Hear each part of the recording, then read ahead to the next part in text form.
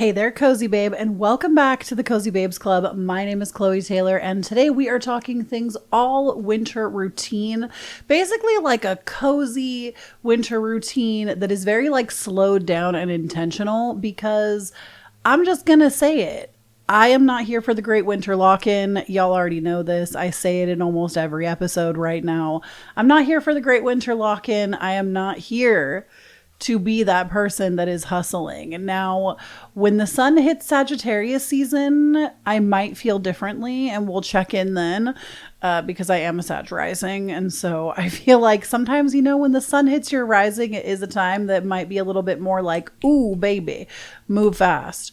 But right now, no, we are not doing the great lock-in. So if you're somebody that's like, I cannot, it is cloudy outside, it is cold outside, we are not doing the fast-paced moving, allow me to introduce you to my cozy morning routine that is very intentional and one that I feel like really suits where I am in life right now. I need to be so for real with y'all. Chloe Taylor has been off her routine game prior to this season. I feel like the reason I haven't done a ton of routine episodes this year is because I really haven't had one.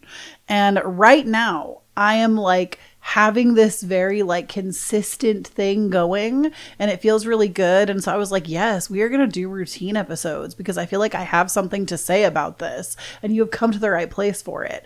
So first and foremost, I feel like it wouldn't be a morning routine if we didn't talk about like actually waking up in the morning, right?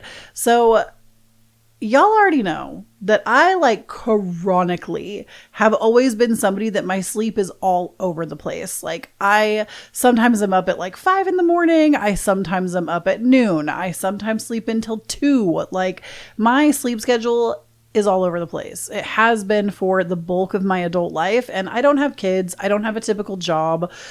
So I feel like this definitely makes it a little harder. But I recently, and I think this is such like a valuable thing worth sharing, because I know there are people out there that exist like me. I know there are other people that are freelance, that are child free, whether it's by choice or otherwise. And you struggle to have a consistent wake up time. And I do have some tricks of the trade for that we can cover in like a sleep hygiene focused episode. If y'all want that, let me know. But something I need to say about just getting myself to wake up. So first and foremost, hello. Chloe Taylor is part of the 5 a.m. club. I know.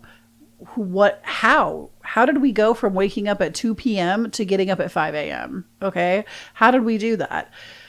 There are a lot of ways that we did that, but I think the most important thing, and something that I don't think I realized how, like, I almost said sinister, but it's not sinister.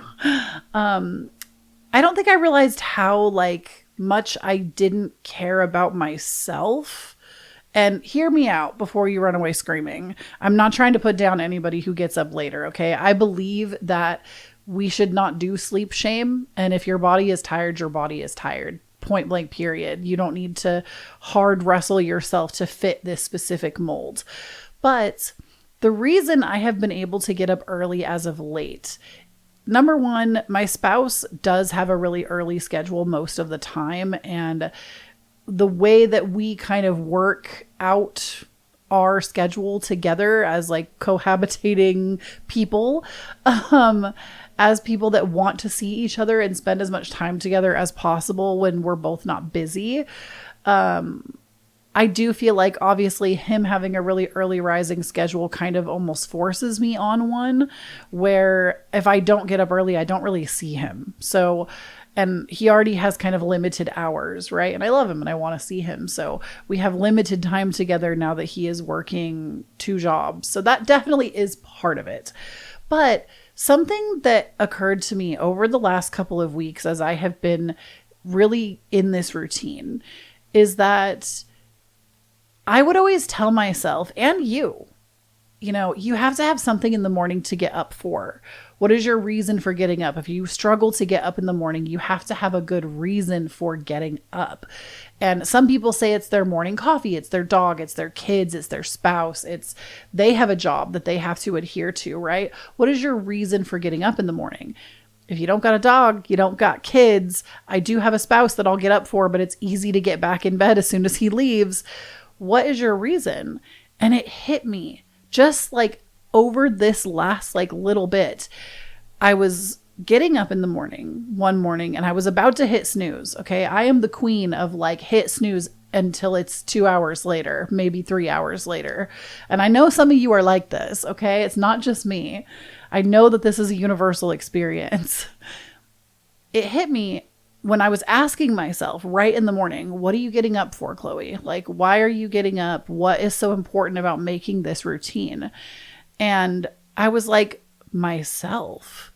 Like, why is myself not a good enough answer? Why is catering to my needs and what I want out of life? Why is, because, you know, you go to bed with like the best of intentions to get up early. Like, you go to bed and you're like, yeah, I'm going to get up in the morning and have all this time and blah, blah, blah, blah. And then that alarm goes off at 5 a.m. and you hit snooze for 3 hours. Okay. We've all been there. Girl, I have hit snooze until 2 p.m. from 5 a.m. Like, okay, I've been there. But yourself is enough of an option. And I know that that also has to come from a place of having a lot of love and respect for yourself. And in today's society, we are all literally conditioned through advertising, through generational stuff. We are all conditioned to always outsource our own self-love, our own authenticity, our own intuition, and our own needs. We're taught to kind of outsource everything. And I would argue that it is such an act of rebellion to kind of flip that and say, actually, because this is a goal that I have for myself, because I want to get up and take care of myself, is a good enough option. And that really got me out of bed. I was like, oh, because I care about myself, because I want to do this for myself. That is a good enough reason, because I love myself. And this is how I am currently showing myself love, is by training myself to get up in the morning, especially because I know that I am somebody that is susceptible to seasonal depression. And if I sleep until it is almost dark, I will be depressed. Like, I have no doubt about it. The sun in the dark parts of the winter will set at 4 p.m. where I live. If I get up at 2 p.m. and I see 2 hours of light when the sun is setting already, basically by 2, the sun is already starting to make a descent, I will become depressed. It is a no-brainer. It absolutely will happen. And it is this part of the year, like in the summer, just as a side tangent, the sun is out until 10 p.m. I can sleep until noon and it's not a big deal, especially because I don't have other responsibilities that require me to be up early. But in the winter, I can't behave like that. Like, I will be depressed. It will be a bad time for me. I have to get up in the morning. And if I can get up before the sun and see the sun if it's out the entire time that it's up, that's even better. So your reason can just be yourself. Your reason can be that you love yourself and you are working on yourself. You don't have to outsource. And I think sometimes if like you're working on your self-love and your self-respect or what have you, other reasons can be good. Having an animal to help you, a spouse, you know, all the other reasons that I stated, and I'm sure there are many more, but just yourself is a good enough reason to get up in the morning. And I'm telling you, that's what got me out of bed, and what has continued to get me out of bed is I was like, I'm worth it. Okay, the second part of my morning routine, y'all, I'm so pissed. It is, what is today? Tuesday? It's Tuesday. Okay, I'm filming this on Veterans Day. These motherfuckers should not be working. First of all, it's Veterans Day. We have like no shrubbery outside my apartment building. Like, it is so minuscule. There is no reason the gardeners need to come every single week. And I feel like they always come on a different day. Like, I can't be like, oh, the gardeners come on Thursday, so I shouldn't film that day, or Tuesday or whatever. There is no reason for them to be outside right now. It is a Tuesday. It is technically a holiday. I know not everybody gets this day off, but like, bestie, every time I'm like, I have the best laid plans. So if you hear mowing sounds and shit, I'm sorry. I will try to do some voice isolation magic for you. The second part of my morning routine is breakfast. And I want to talk about this because it's not only about what I eat. Y'all know that I have done a lot of content in the past talking about my weight loss journey, talking about what I eat, talking about struggling with food or not struggling with food and making major breakthroughs. And I do feel like this could be a whole episode in and of itself, but currently something I've been working through on my own as well as in therapy is really dismantling my relationship with food instead of putting myself on some kind of strict dieted regimen. I have just been actually like, how do I even go in on this without making it a tangent? Like, basically, I guess a couple of things that have really been helping me are, number one, I have read almost 3 books by Janine Roth. The one I'm currently reading is called Women, Food, and God. I don't know if I can recommend this one specifically. Y'all know I'm a non-religious girly, but it's one of her books and I've read some of her others that don't have this title. So unsure if I can recommend this one yet because I'm not done with it. But I also read Breaking Free from Emotional Eating, and I read When Food is Love. When Food is Love to me was such an eye-opening read. It didn't necessarily change my perspective, but it brought some things that I had previously known and forgotten back to the forefront of my mind. And I felt like it was a very good read, and it kind of has put me in this position where I'm really studying my impulses around eating, because y'all, I don't drink, I don't smoke, I don't do like risky shit. I honestly feel like I am kind of your like typical boring girl. Like I have like boring hobbies, which is fine. I think a lot of people like boring hobbies. I'm not trying to shit on myself, just stating the facts. I have kind of more boring hobbies. So I read a couple of these books by Janine Roth. I'll link them down below, at least the 2 that I did read and finish, because they were really good and they reminded me of some principles that I already knew.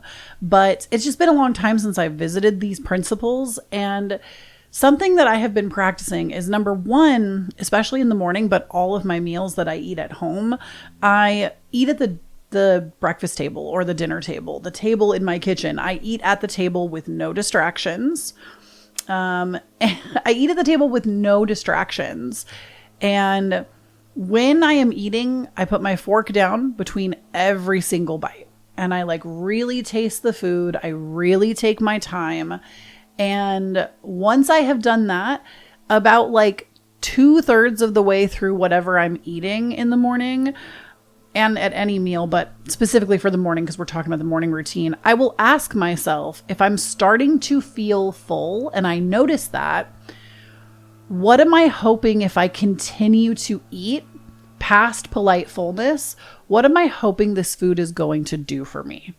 Where it's like, I can literally catch a compulsion to continue to eat before it even happens at this point. I've gotten so good at this that I can catch a compulsion before it ever takes flight. And it's been so interesting to learn about myself and to learn what I am hoping I'm going to get. There have been times where I've been like, oh, I really want connection, but I'm alone and no one's home. And I'm like, I could call somebody on the phone and continue this meal. Or I could stop eating and I could go call my sister and see if she wants to play games. Or I could text a friend, or I could make plans to meet up with somebody. Or I could call my husband, see what he's up to if he's free at work to chat for a little bit.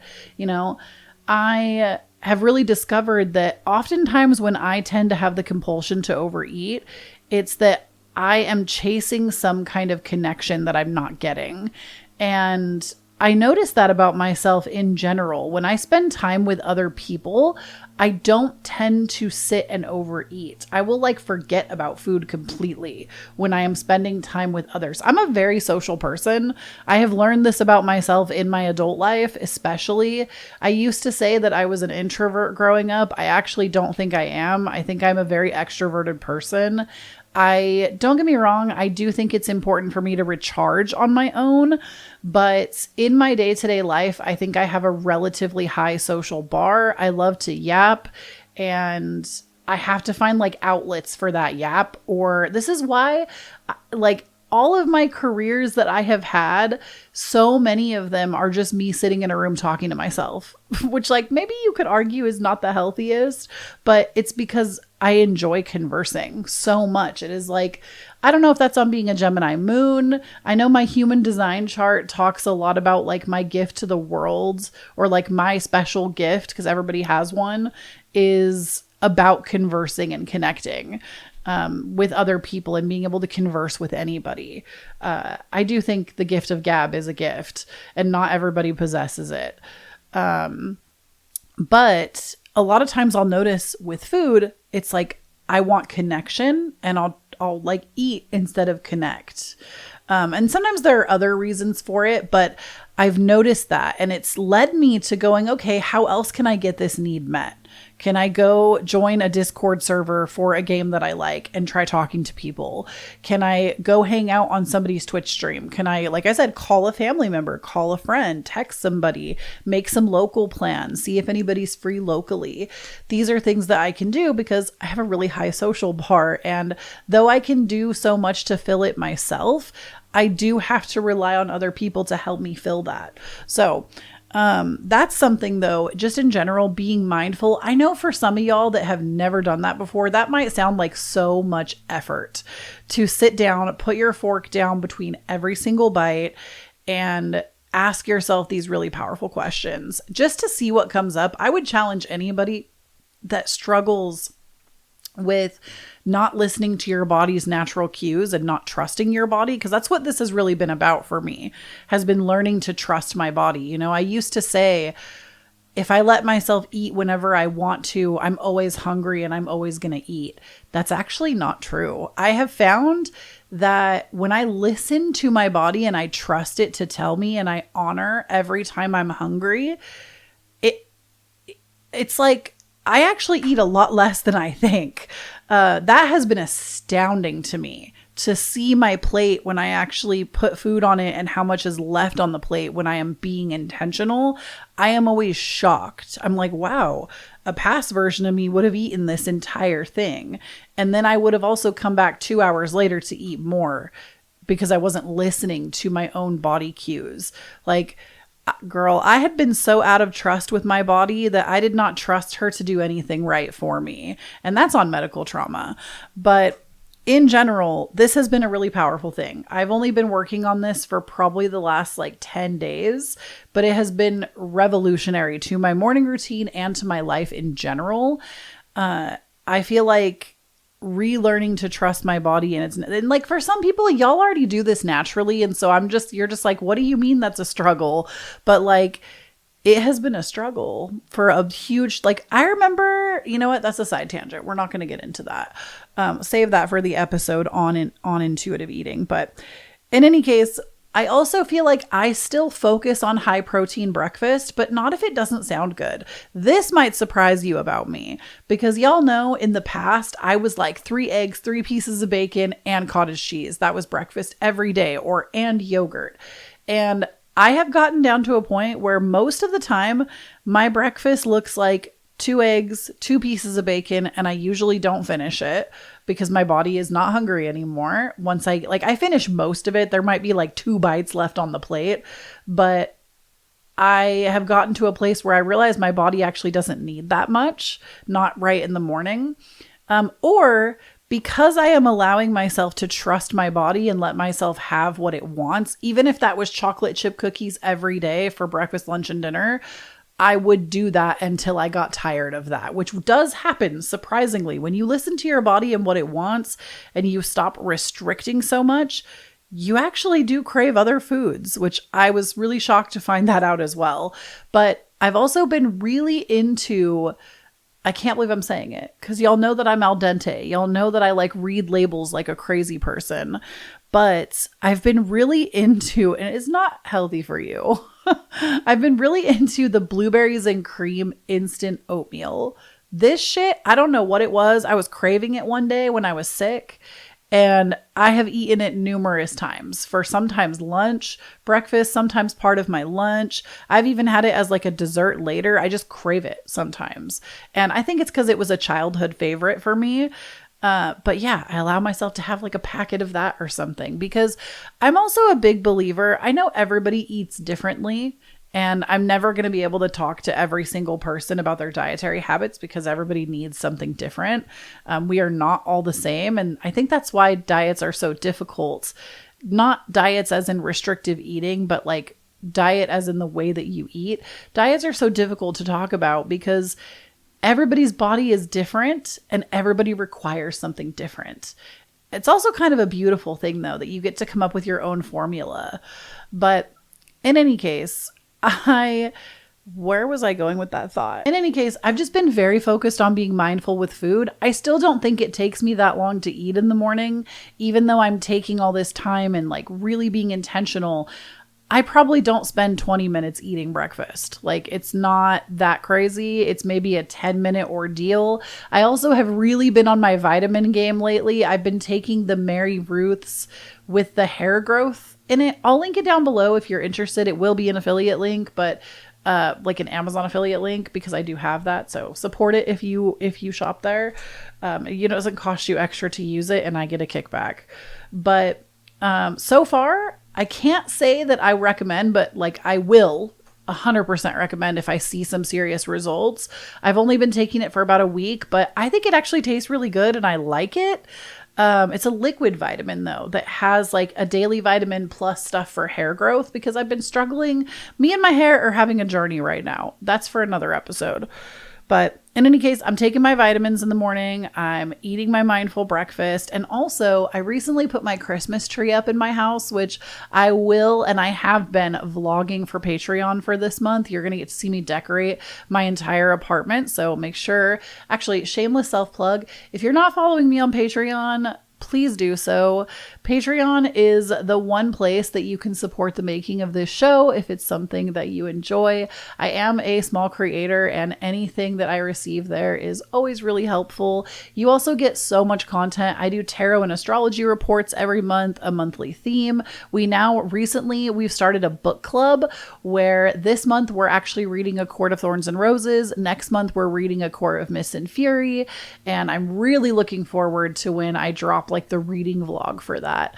There's also like some lifestyle content and just all kinds of stuff. I feel like I'm always surprising y'all with new stuff. We recently talked about curses on Patreon where I talked about like how to know if you're cursed. Some like telltale signs that maybe are uncommon or you don't hear every day what people are talking about. Ways that I've figured out that I have been cursed before.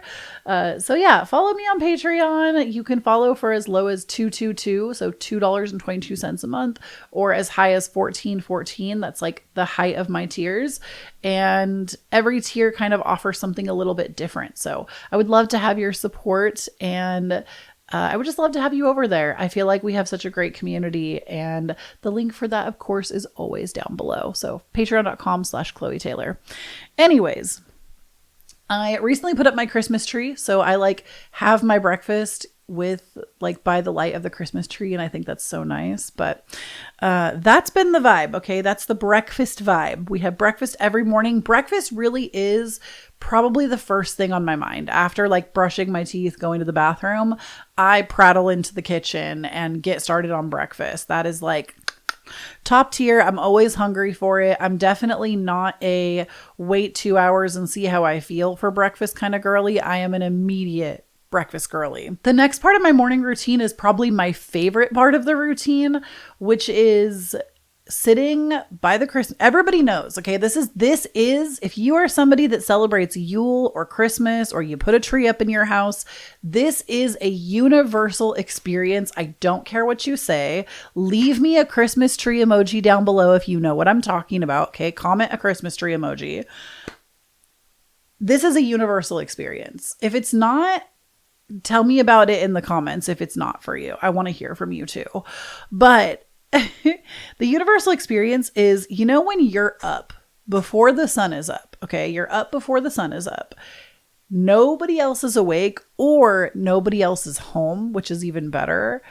And it's just you, the light of the Christmas tree, no other lights, okay? A hot cup of coffee and a book, a really good like fiction book. This is one of my winter goals this year, is as many days as possible this winter. I want to be up before the sunrise and I want to read a fiction book for an hour. And I have that kind of time in my life to dedicate. So every day from like 6 to 7 a.m., I'm on my couch with my Christmas tree, a hot cup of coffee, and I'm reading. I've been reading ACOTAR lately. I've also been reading, I have these renditions of these Harry Potter books that I've gotten as like gifts that are illustrated, and they have like paper cutouts in them that you can pull out and look at. It's like such a bougie version of the books.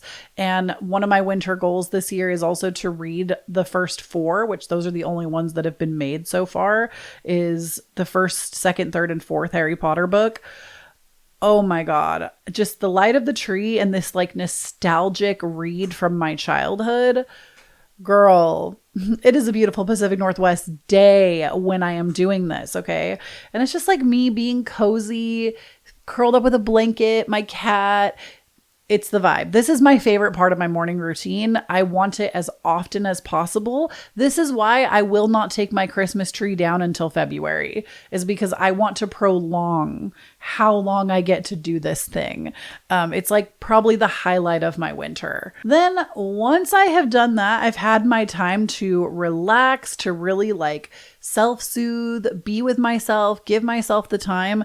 This is when I get into my girly pop get ready time. This time period in my routine kind of varies from day to day, because some days I spend like an hour getting ready because I'm going to shoot the podcast and I need to do my makeup. Some days I spend 10 minutes getting myself ready. But I don't know about y'all. I've talked about this before. When I get ready, I need my own bathroom, which I only have one bathroom and I share with my spouse. Drives me crazy. Never again. Mark my words, I will never live in another location with only one bathroom. I need 2. I need my own bathroom. I cannot be doing it this way. Or I need enough room in my bedroom to have a vanity, or like in another room that I can separate from other people. Like not even my bedroom, because I shared that with my spouse too. I want it in like another room, because I need my own space to get ready. When I used to live in my other house, which again, on Patreon, you can see that, I had like a huge vanity in my office and I loved it. I had a space to just like sit with myself, shut a door, turn on my music, listen to an audiobook, call my sister, and just like do my hair and makeup for an hour. And that's like my girly pop time. Okay. That's just like, I require that when I am really getting ready. If I'm just getting ready in 10 minutes, it's not really a big deal, but this is like the next focal point in my morning though. So sometimes I'll pour a second cup of coffee. It depends on how I'm feeling, but I will sit and get ready. I have a vanity in my bathroom, which is like built in, which is really nice considering how old my apartment is. It's cool that I have that feature, but I will sit and I will, okay, I need to talk about this because y'all know that Chloe Taylor has been I only wash my hair once a week for years and years and years. I wash my hair 1 time per week. Listen, bestie. Me and my hair have been having beef. Okay. She's been falling out. There's been breakage happening. And I'm a firm believer, and y'all can take what I say with a grain of salt, but this is just how I feel. I don't think my body just does shit to piss me off. I think my body does things it like provides information. Like the body is so intelligent, right? It provides information. So if my hair is breaking, if it's thinning, if I'm balding, if something's going on with my hair, that is a sure indicator to me that malnutrition is going on. Something is fucked up with my nutrition, or like something else is going on. And so far, nothing else is going on. I do know that hair loss can be a symptom of PCOS, but this also tells me that there is something nutritionally that I'm missing. So This is why I started taking vitamins at the recommendation of my hairdresser. I started taking liquid vitamins. I literally take them every day. I'm really good with a vitamin routine. That's something that like, I don't know what it is. You give me a routine with something like that, I'm very good at remembering to take it. The ADHD, like squirrel brain, does not hit me with that for whatever reason. But anyways, we already talked about the vitamins. My point is that I used to be a once a week hair wash girly. And I recently learned, I love this girl's channel. I think it's Kaylee Boyle is her name, or I think it is Kaylee. She has a YouTube channel, and her whole thing is like her healthy hair growth. Like she does a lot of hair care, makeup, nails, some vlogging, but she has like beautiful, beautiful long virgin hair, like hair almost down to her hips, and it's long and beautiful.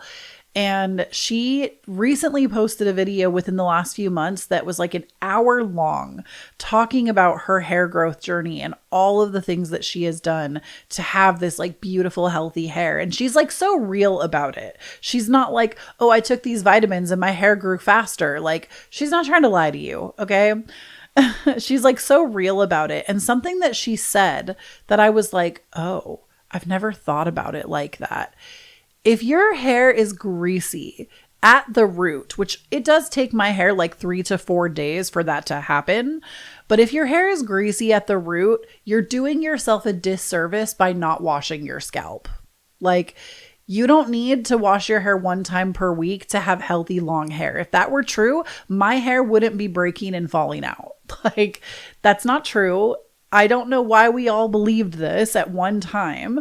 I did. Like I had my own, not my hairdresser now, but like a different hairdresser telling me that you don't need to wash your hair 1 time per week for it to be healthy. If your scalp is dirty, your scalp is dirty and you need to wash it. So I've started washing my hair 2 times per week now. And I also, this is a new thing to my routine within the last like month, but I feel so good. Y'all, if I ever tell you I'm depressed, you need to write this down, okay? If I ever tell you I am depressed ever again, I'm not being funny. You need to comment, okay? And be like, Chloe, are you doing your hair? Are you, like, I'm not saying that that's going to help everybody else. I'm telling you for me. When I'm not doing my hair, it is a slippery slope, my friend. I'm not feeling good about myself. And I started doing my hair. I have a Dyson Airwrap that I was gifted last Christmas. I've used it maybe like 15 times, like over the course of a year. I haven't done my hair that many times, maybe a handful of times per month. I have gotten to the point where I do my hair twice a week. I wash my hair twice a week, and on hair wash day, I blow dry it and I curl it. This has been my routine for the last few weeks. I am like loving and enjoying my time. I love the way my hair looks and feels. This right now, if you're watching the video, my hair, look at how fabulous it looks. This is second day hair. Like I did this yesterday. I did the Dyson blowout, and then I have the overnight blowout rods. I don't know if y'all are familiar with that. They were like really big on Instagram and TikTok at one point. I have the overnight blowout rods, and I put those in my hair on the first night. And then the next 2 nights, I just put my hair in a scrunchie way up here on my head to preserve my curls. And I don't have to wash my hair for like 3-4 days max, but my hair is dirty by like day 4. My scalp is dirty and I'm noticing some grease.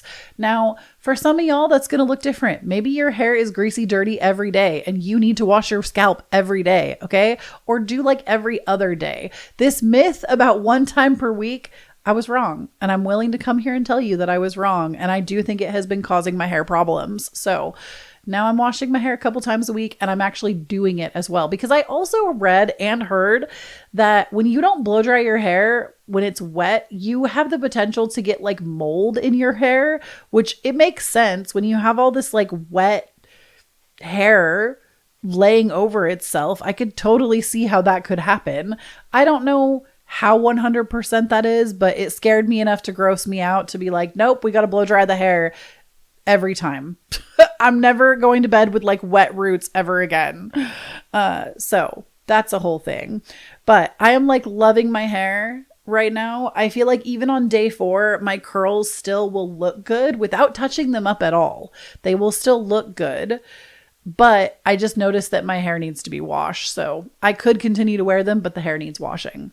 So that's the vibe with that. My fixing my hair and getting dressed. Sorry, we just went on a whole tangent. But I feel like most days I don't do a full face of makeup. I will just like put on a little lip gloss, maybe some mascara. I really want to go get my lashes and brows done so that all I need to do is lip gloss. But most days I just kind of like fix my hair a little bit. Like I'll take it out of its scrunchie or whatever. On the last day before I wash it, I might wear it in like a clip or clip it halfway up because it doesn't look as good as it did on day 1, 2, and 3.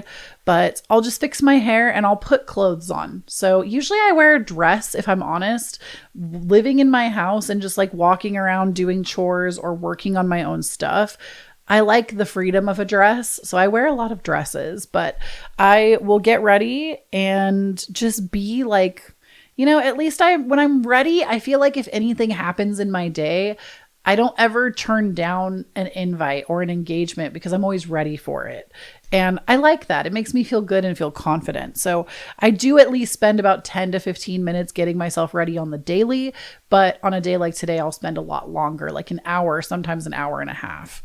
And then the next part of my morning routine is I do spend some time tidying. I do have some AM chores that I do pretty well every day, which is going to be unloading and reloading any nighttime dishes, which usually all the dishes make it into the dishwasher, but there's also like breakfast dishes that come in that I make in the morning. So I will spend some time unloading my dishes, reloading any that I made, kind of tidying up the kitchen.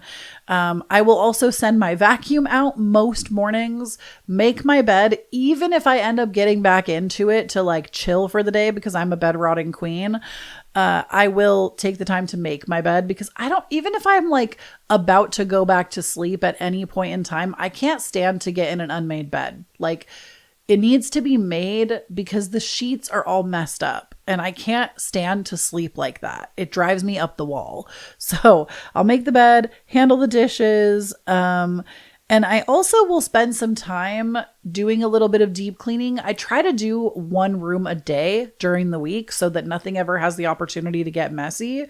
And this is new to my routine as well, but it's been going really well for me. So if I pick the bedroom, when I say clean the bedroom, I will like dust the nightstands, clean the mirrors that are in there, dust the baseboards off, vacuum the room. I don't usually mop on a day-to-day basis, but I have gotten to the point where I mop my floors 1 time per week. I need everybody to just like clap for me because this is so nasty. I don't think this is cute, but I used to be the kind of person up until like maybe this last month where I would mop my floors like twice a year. I know that's really gross. I would vacuum all the time, but and like spot clean, but I would mop maybe 2 times a year. I am mopping my floors every single week, every Sunday and or Monday, depending on how the day is those days. Sometimes I'll push it to Monday, but every week I have been steam mopping the floors. So I don't usually mop whatever room I'm doing because I'll do that on the day that I mop. But I will usually at least vacuum, and whatever room I'm focusing on, it gets like a deep clean. So the baseboards, things like that you wouldn't normally think of, or I'll dust like the fan off the room the fan that's in my bedroom, the window seal, things like that. I'll go like really deep in the cleaning on that day the room that I've decided to do. So I'll spend some time cleaning. I do consider that part of my morning routine because it's something I do every day. And then probably like another favorite part of my routine, or like the last part of my morning routine, is if it is available, which it isn't always, if it is available, I will go out on my balcony when the sun is finally up and I will sit outside for like 10 to 15 minutes and get sun on my skin. And the reason for this is not only is the sunlight so good for you in the sense that it helps to set your circadian rhythm to that morning time, but it is also like free red light therapy. If you go outside during sunrise or sunset, you're getting free red light therapy from the sun. So in the winter, the sun is so scarce because of how cloudy it is, how dark it gets so early because of where I live. If the sun is out, I have to go outside. So usually just my balcony, I'll go out there. I have a little patio seating area. If it's cold, which it usually is this time of year, I will make a little bone broth and go sit out there and enjoy like a hot beverage and bundle up, enjoy a hot beverage and just really let myself soak in that red light, making sure that I'm getting it in my eyes. Not like you don't look directly at the sun. That's never a good idea, but getting the red light in your eyes, it helps to set the circadian rhythm. So same if you catch it, like getting sunlight from sunrise is great, but if you can do both sunrise and sunset, it actually helps to set your circadian rhythm even more so. But I don't always prioritize sunset because it's on the side of my house that it's harder for me to get it. Like there's like a fence and stuff in my way that's like higher up. So I would have to like leave my house to get that. But I do always try to prioritize the sunrise if it is available. And that is my morning routine. From that point, this is when I would come into my office and I would get to work on whatever that day's tasks are. If I'm working, I would say that I work like quarter of the time now. I'm not even like a part-time worker. I'm like a quarter-time worker. But that is my morning routine. That is what my winter morning routine looks like. It's not too crazy. I feel like it's slow, it's intentional. And for the first time in my life, I feel like I am living seasonally. Like winter came, my routine shifted, and I'm moving through life so much slower as the slower season is approaching. So I'm loving it. I'm having such a good time. Let's go talk to Chloe in the Yapper Girl Corner. Y'all, I know that I was like, we're not full blown in Christmas mode yet. I know we still kind of have some of our fall stuff up in the set right now, but I just have to tell you, Christmas is coming. Christmas is coming. I literally bought a tree for this corner right here. We're going to put a little, you'll see, I'm going to bring the tree. You'll see the tree. I literally bought a tree. I got some new stuff to wrap around my microphone. I'm hoping to have everything ready by next week, but we'll see. I am just so over the moon about this. Also, y'all, I have been rewatching Stranger Things. I restarted it just a few days ago because the new season comes out in like, I don't even know how many days. Y'all, I forgot how good this show is. Like, why did I ever stop watching Stranger Things? And I'm just going to say it. I don't remember. So I have this thing. Okay. I have this thing where my friend calls it a gift. She's like, that's a gift. I wish I could have that. I hate it sometimes, but other times I love it. It just depends. But I have this thing where I forget movies and TV so easily. Like my short-term memory that tries to hold those or long-term memory that tries to hold those can't. I don't know why. I just don't. I don't hold plot lines really well.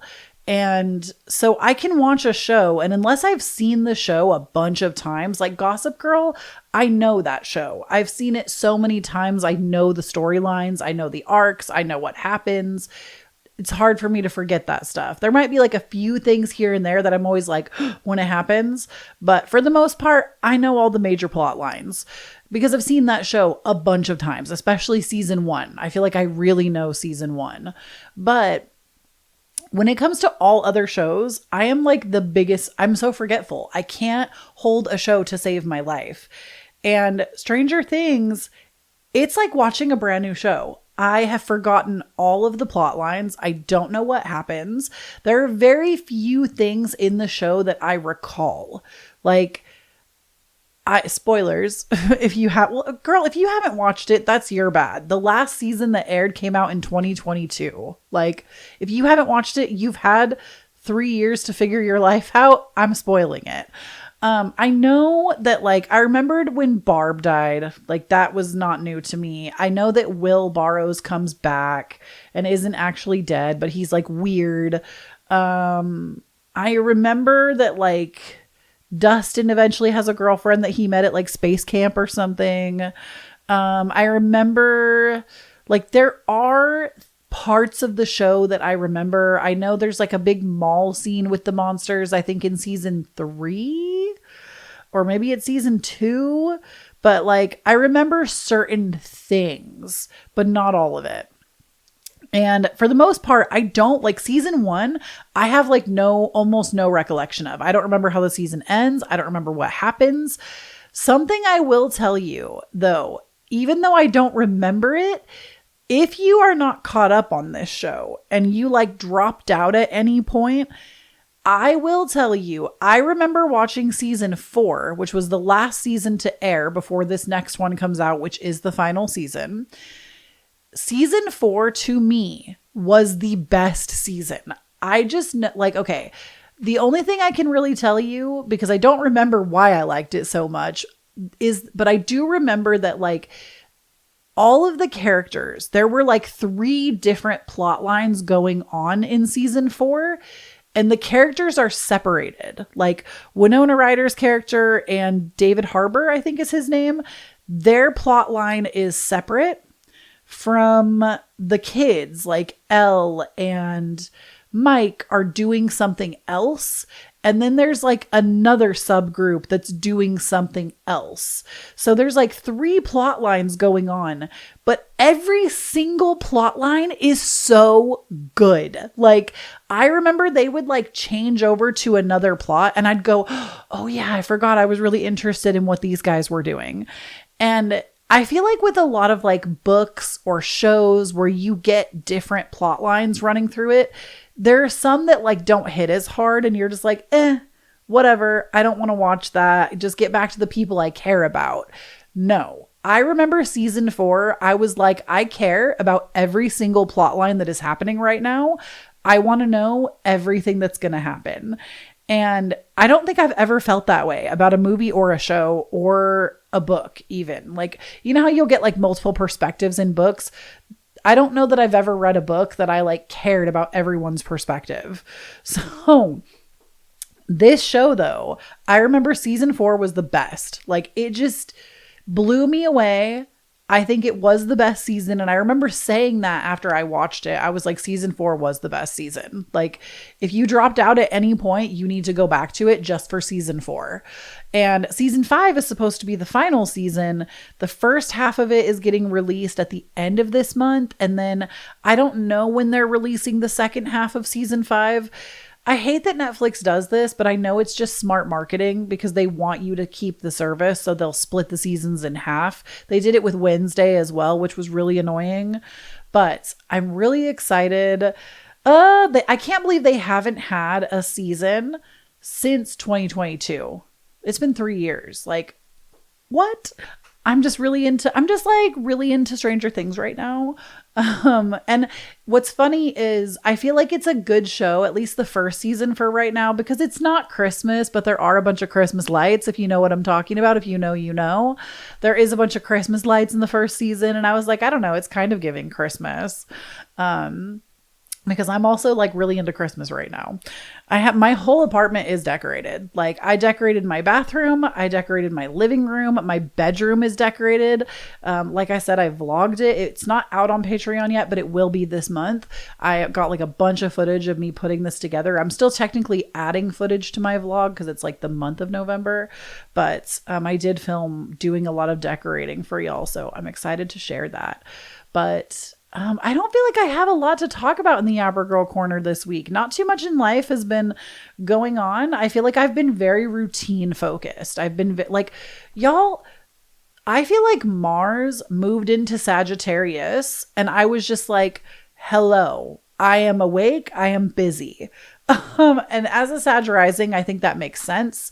I've been like very focused on my personal image, very focused on my appearance in general. Like I just bought a couple of new like clothes, new shoes. I've been doing my hair a bunch. Like I feel like I'm very focused on like my personal image at the moment. And I've been like very active, not necessarily like working out active, but I feel like I've been like a very busy body the last week or so. And I've just been like, but I'm not mad about it. Like, you know how sometimes you're busy and you don't want to be busy? I feel like I'm busy, but it's like the perfect amount of busy. and I'm getting like the perfect amount of relaxation as well. So life is just like really going well right now. I don't know. I'm having a good time. This has been a good time for Chloe. I think to close our Yapper Girl Corner, I want to read to you from Great Callings by Brianna Wiest. We actually read this in on Patreon. I did a bibliomancy with this book, and it was the passage that we read was so good. I haven't read this book yet. It's her like newest. It's very small though, because I just didn't feel like I needed it right now. Like I started reading it and I was like, I just don't feel like I need this one right now. So I'm going to save it on my shelf for when I do. But I don't know. I feel like, I don't know. I don't know. I feel inspired to like put a little inspiration into your mind today. This, whenever you're listening, but it's a Sunday for me, or it'll be a Sunday when it gets uploaded. It's a Tuesday for me technically, but we're just going to flip to a random page and read the passage. This passage is called Make Them Bleed. Let's see what it says. If an element of your great calling is for it to be shared and experienced by others, then you will have to understand that while you're creating, the entire work is about you and nobody but you. And then when you're releasing, it's about the person receiving it. Bad confessional poetry has always raised my heckles, Rita Dove once told the Paris Review. It goes skewering in deep, exclaiming, "Oh, look at all this blood." But I'm like, no one's interested in your blood. Make me bleed as I'm reading. When you're not able to detach from the work after you've birthed it into the world, you will confuse the experience you're attempting to share with others for the experience you're having, and botch the second part of the process entirely.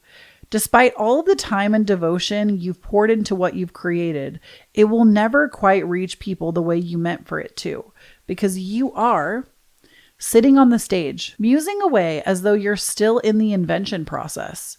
You have to know when it's time to turn around. The recipients are not looking for the artist and the art. They are looking for themselves. They are not thinking about how meaningful it was to you. They're wondering how meaningful it could be to them. They are not thinking about how much time did or did not go into its creation. They are thinking about how it could be used, applied, or absorbed into their own lives or experiences. They're not thinking about how much it scares you to release this into the world. They're only thinking about whether they are having their own emotional experience with it or not. When you use yourself as the litmus test, you're connecting to the human nature within you. That nature, though unique in its expression, is universal in its essence. What lives in you is alive in others too. What rings, you will ring in them. What rings in you will ring in them. That is the entire point of clearing your capacity to resonate and be truthful about what you like and would want to have in your own experience. It tells you what other people would want to have in theirs too. If on the road to sharing in those things, people you find an empty auditorium or that the recipient is turning away from the offering, you are either not in the right room or the work has not been refined in a way that it needs to be. Either answer requires you to surrender what you thought you knew and continue. Emily Dickinson lived most of her adult life inside her family home. She wrote nearly 1,800 poems, only a few of which were published during her lifetime, and even those were altered by editors who didn't understand her. She didn't seek publication. She sought the truth. Her dashes, her meters, her language all defined form because her goal wasn't to perform. Her goal was to distill life in language. Dickinson didn't need applause. She needed honesty. In that sacred solitude, she became one of the most original voices American poetry has ever known. I don't know who needed to hear that today, but I think it's brilliant. I feel like I love all of Brianna Wiest's work. I feel like it's always very inspirational. And I feel like this book, if you're somebody that is trying to create something in the world, or you're starting something new, you're in a new project, a new field, new anything. It doesn't have to be like a business owner. I feel like you could be getting into a new craft of some kind. I feel like this book will really help you, like, at least the parts I've read of it, will really help you to detach from the outcome of what this is supposed to give to you. And I don't know, I just feel like it's always her work always makes me think. And I like that. It's not supposed to cure me, heal me, do something for me. It's meant to like like kind of like she was saying, her work is meant to resonate with others. And I find that her work really resonates with me. Anyways, that's what we got for the Yapper Girl Corner this week. Thank you so much for tuning in. And please do not forget to follow me on Patreon. If you want to follow me somewhere online, Instagram is the only other place besides here and Patreon, baby. I don't do social media. I don't do all that TikTok nonsense, that TikTok-y. I'm not here for all that, but you can follow my Instagram if you want like one social media outlet. I recently went through this phase where I like completely detached from social media, and now I only have Instagram and I rarely use it. But Instagram, Patreon, those are the places you can find me. And thank you so much for tuning in. I love and appreciate you. Please do not forget, when you stand on your own authenticity, you empower everyone around you to do the same. And I will talk to you in the next one. Bye.